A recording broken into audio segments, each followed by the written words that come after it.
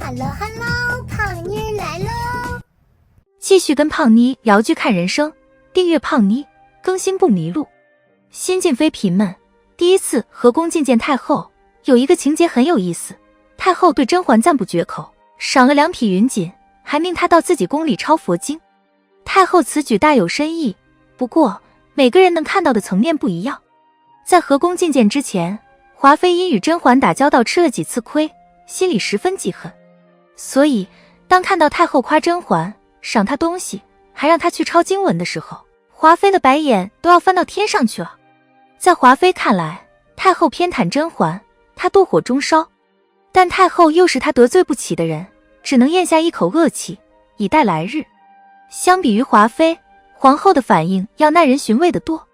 当太后让甄嬛抬起头来，点头称赞的时候，皇后说婉贵人很懂事，而且性情也很和顺。这里太后只是微垂双目，没有直视皇后。太后又问甄嬛会不会写字，皇后插话道，婉贵人才情甚好，也通诗书。听了这话，太后和皇后之间有一个很明显的眼神交流，继而皇后像说错了话一样，收敛了笑容，避开了太后的眼神。皇后说甄嬛才情好，通诗书，真的是说错话了吗？并不是，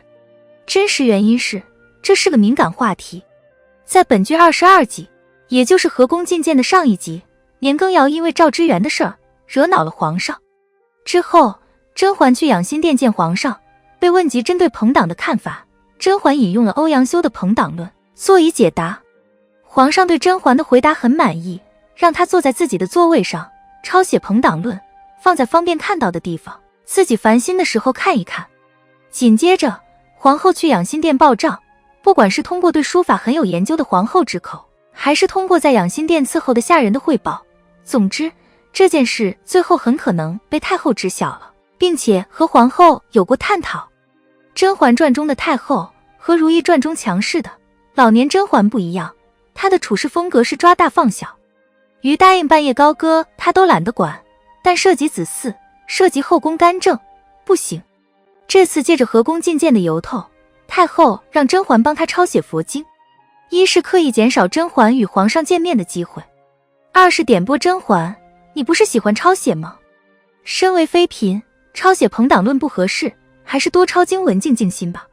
皇后能看清太后对甄嬛的明赏暗罚，因此这个场景结束时，她的表情中含着一份窃喜。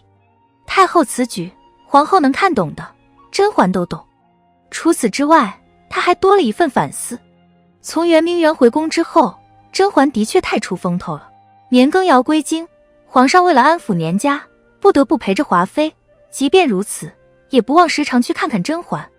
以至于宝娟和安陵容说话的时候提到，皇上除了去华妃那，就是去婉贵人那。后来纯儿承宠，甄嬛身边又多了一重助力，使整个后宫中形成华妃与甄嬛平分秋色之势。抄写朋党论实非甄嬛所想，但皇上坚持如此，甄嬛在惊慌之外，也难免会滋生出一点自己被偏爱的庆幸和骄傲。